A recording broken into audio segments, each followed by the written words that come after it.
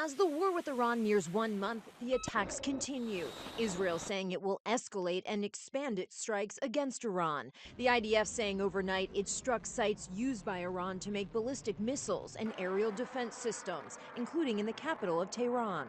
Iran, meanwhile, continues its retaliatory strikes, firing missiles and drones into Israel, Saudi Arabia, and Kuwait. President Trump announcing he's extending the deadline for Iran to reopen the Strait of Hormuz, giving Iran 10 more days. The president telling Fox News, They said to me very nicely through my people, could we have more time? Because we're talking about tomorrow night, which is pretty quick. if Iran doesn't comply, the president again threatening to target its critical energy infrastructure.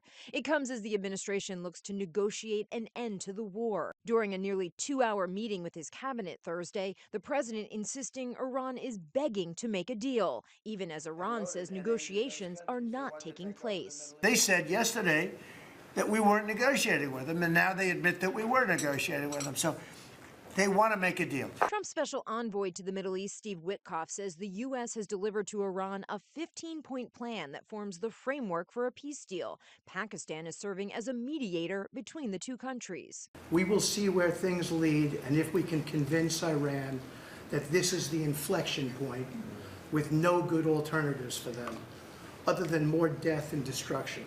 Iranian state media reporting that Iran is responding with its own demands, an end to the attacks and compensation for damages from the war.